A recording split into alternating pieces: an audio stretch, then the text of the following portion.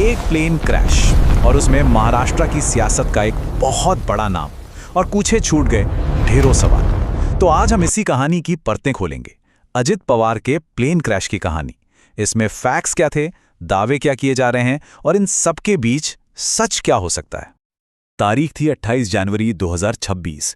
खबर आई कि महाराष्ट्र के deputy chief minister Ajit Pawar का चार्टर प्लेन बारामती में लैंडिंग के ठीक पहले क्रैश हो गया और कोई भी नहीं बचा।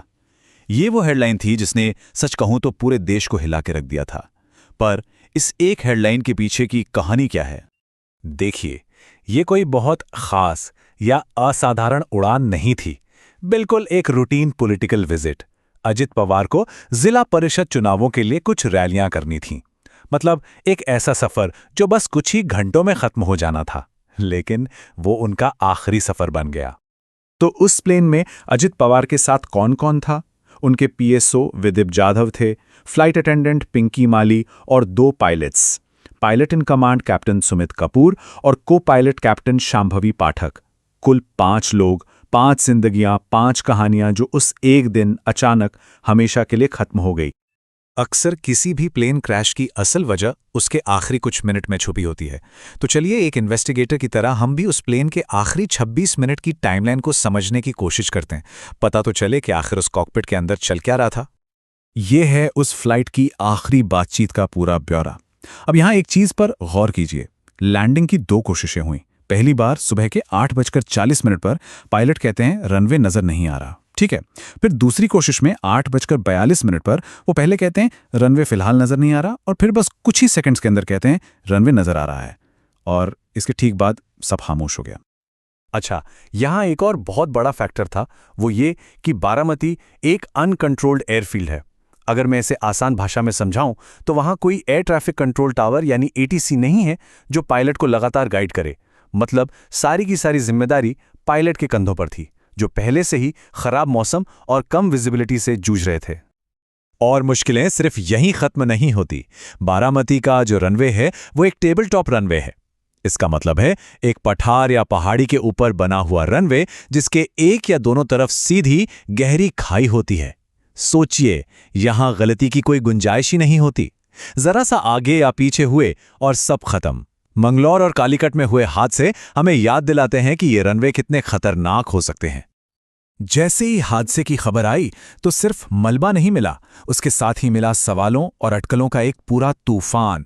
देखते ही देखते ये कहानी सिर्फ एक प्लेन क्रैश की नहीं रही, इसमें राजनीति, साजिश, इन सब की बातें भी जुड़ने लगीं। तो यहां से ना कहानी के 2 ट्रैक बन जाते हैं, बिल्कुल अलग अलग। एक ट्रैक है टेक्निकल वजहों का, मतलब खराब मौसम था, रनवे बहुत मुश्किल था और पायलट के लिए बहुत चैलेंजिंग सिचुएशन थी। और दूसरा ट्रैक है सियासी शक का, जिसे अजीत पवार के भतीजे ने खुलकर जाहिर किया और फिर एक चश्मदीद के रहस्यमयी आदमी वाले बयान ने इसे और भी हवा दे दी। और देखिए, जब भी कोई ऐसी बड़ी घटना होती है ना, तो सोशल मीडिया पर एक चीज है जो सच से भी ज्यादा तेजी से फैलती है, और वो है गलत जानकारी। इस केस में भी बिल्कुल यही हुआ। इसका एक परफेक्ट एग्जाम्पल देखिए। कैप्टन सुमित कपूर के नाम पर यह तस्वीर जबरदस्त वायरल हुई।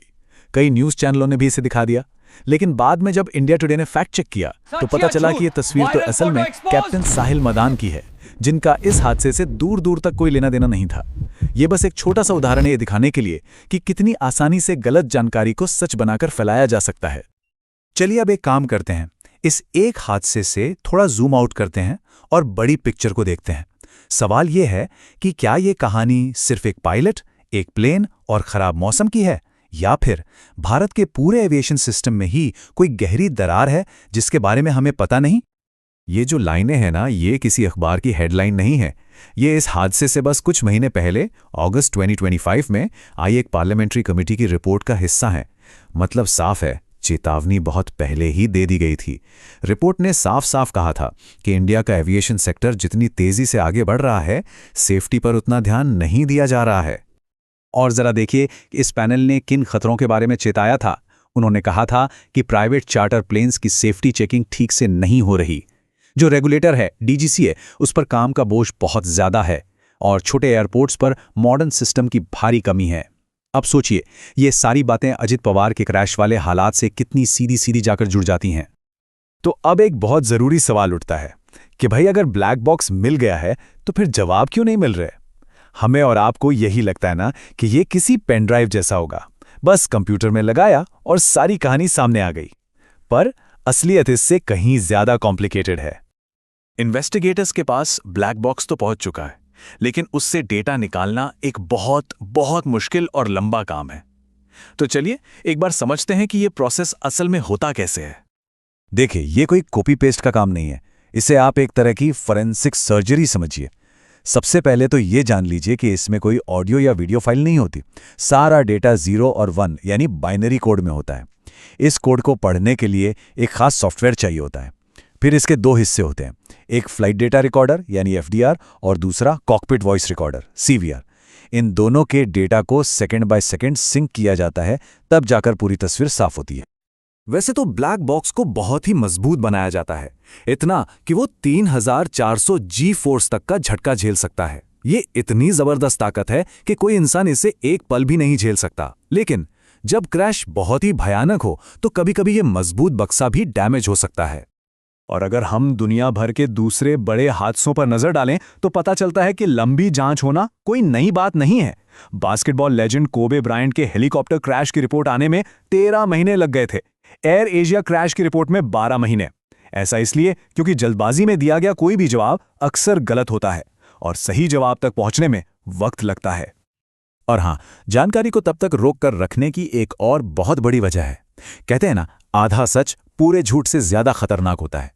सोचिए, अगर कोई अधूरी जानकारी बाहर आ जाए तो उससे अरबों खरबों डॉलर के कानूनी और इंश्योरेंस के केस शुरू हो सकते हैं। किसी एयरलाइन या प्लेन बनाने वाली कंपनी के शेयर रातों रात जमीन पर आ सकते हैं। तो आखिर में एक सवाल हम सबके लिए है, आज के इस दौर में जहां हमें हर चीज का जवाब चुटकियों में चाहिए, इंस्टेंट चाहिए, ऐसे में सच को खोजने का ये धीमा लंबा प्रोसेस, क्या ये हमारे सिस्टम की कोई नाकामी है या फिर ये हमारी ही सुरक्षा के लिए बनाया गया सबसे जरूरी हिस्सा है? इस पर सोचिएगा जरूर।